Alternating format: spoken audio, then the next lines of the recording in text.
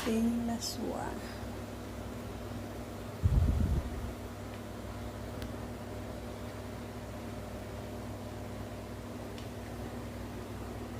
Lagyan natin yung gulay.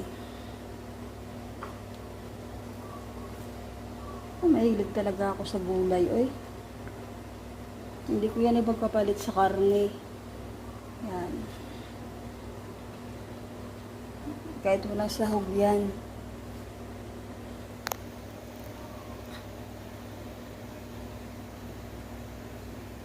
Ang liit ata ng lalagyan ko.